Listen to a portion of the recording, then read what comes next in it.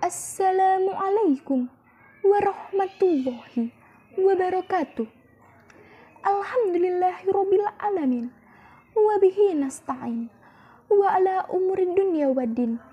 Wassalatu wassalamu ala asrafil anbiya'i wal mursalin. Sayyidina wa maulana Muhammadin wa ala alihi wa sahbihi ajma'in. Amma ba'du. Yang terhormat Bapak Alfandi selaku dosen praktikum Kitobah. Tak lupa teman-teman yang saya cintai dan saya banggakan.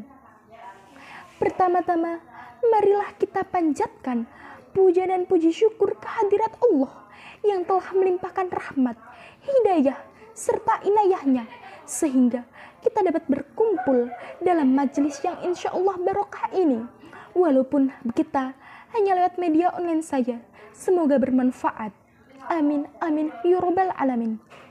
Salawat serta salam tak lupa kita haturkan kepada junjungan kita Nabi Agung Muhammad SAW, Nabi yang telah membawa kita dari zaman jahiliyah menuju zaman terang benderang, dan Nabi yang kita nantikan syafaatnya di yaumul qiyamah kelak.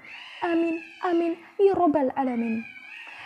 Para muslimin muslimat rahimakumullah, selamat memperingati hari lahirnya Nabi kita, Nabi Agung Muhammad SAW, atau yang kita kenal dengan nama Maulid Nabi Muhammad SAW.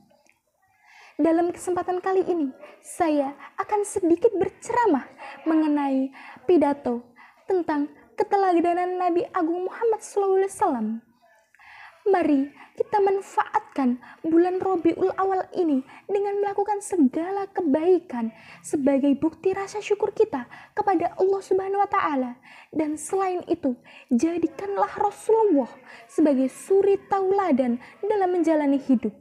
Tentunya dengan mencontoh dan memproklamirkan dalam kehidupan sehari-hari sifat-sifatnya, dan kita bisa mengimplementasikannya dalam kehidupan sehari-hari. Nabi Agung Muhammad sendiri adalah Nabi penutup atau Nabi akhiruz zaman, atau disebut juga dengan Nabi Khatamun Nabiyyin. Dalam surat Al-Ahzab Allah berfirman, A'udzubillahi minasyaitonirrajim. Bismillahirrahmanirrahim. Laqad kana lakum fi Rasulillahi uswatun hasanatun liman kana yarjullaha wal yawmal akhir wa dzakarallahul katsira. Shadaqallahul adzim. Yang artinya sesungguhnya telah ada pada diri Rasulullah, yaitu suri tauladan yang baik bagimu, yaitu bagi orang-orang yang mengharap rahmat Allah dan kedatangan pada hari akhir. Begitu dia menyebut nama Allah. Termasuk 4 sifat terpuji yang dimiliki Rasul, yakni bisa diajarkan dari para orang tua kepada anak-anaknya. Keempat sifat tersebut diantaranya adalah yang pertama, sidik, yang kedua, amanah, yang ketiga, tablik, dan yang keempat adalah fatonah. Yang pertama adalah sidik. Sidik berarti benar atau jujur dan berkata sesuai dengan fakta tanpa ada kebohongan sekecil apapun. Dikhawatirkan bila kita sendiri atau anak-anak kita menganggap itu biasa saja bila kita sering berbohong atau menyampaikan berbohong.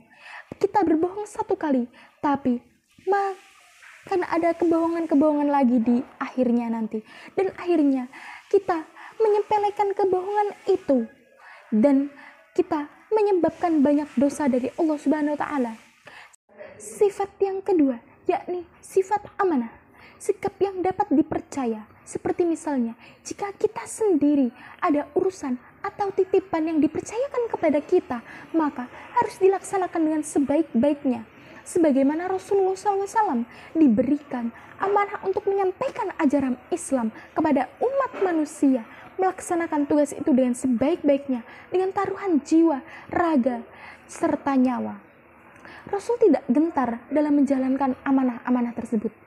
Yang ketiga, sifat terpuji Rasulullah yakni adalah tablik. Tablik artinya menyampaikan, yaitu sifat wajib Nabi menyampaikan seluruh ajaran yang diterima oleh Allah Subhanahu wa Ta'ala berupa wahyu kepada umat manusia. agar menjadi pedoman hidup. Rasulullah sendiri menyampaikan seluruh ajaran yang telah diterimanya dari Allah kepada makhluknya, yakni kepada kita.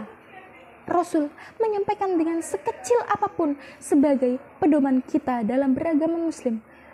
Lagi pula, kita bisa mengimplementasikannya dalam kehidupan sehari-hari.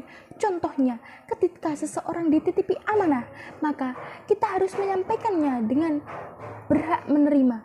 Yang keempat atau yang terakhir, yakni sikap fatonah. Fatonah artinya cerdas atau pandai dalam kehidupan sehari-hari, atau bisa diimplementasikan dengan kita rajin belajar, rajin menuntut ilmu, dan bisa membagi waktu. Sifat fatonah sendiri merupakan sifat yang pasti dimiliki oleh kita. Sifat fatonah sendiri merupakan sifat yang pasti dimiliki oleh Rasul. Kita pahami betapa sulitnya tugas yang diemban oleh Rasulullah SAW, yakni sehingga memiliki sifat cerdas. Rasul sendiri terkenal sebagai orang yang cerdas dan pandai, serta beliau merupakan orang yang arif dan bijaksana dalam mengambil keputusan didasari dengan pertimbangan dan pemikiran yang matang. Saudara-saudara muslim sekalian, rahimakumullah. Terlebih lagi, zaman sekarang merupakan pergaulan anak semakin tidak terkontrol, sehingga perlunya ditanamkan 4 sifat Rasul yang dapat disampaikan tadi. Keempat sifat Rasul ini dapat merupakan akhlak yang perlu ditanamkan kepada kita, orang tua kita, bahkan anak-anak kita sejak dini. Terlebih lagi dalam situasi yang seperti ini, ketika banyak pergaulan yang tidak wajar. Demikianlah sedikit ceramah yang dapat saya sampaikan pada kesempatan kali ini.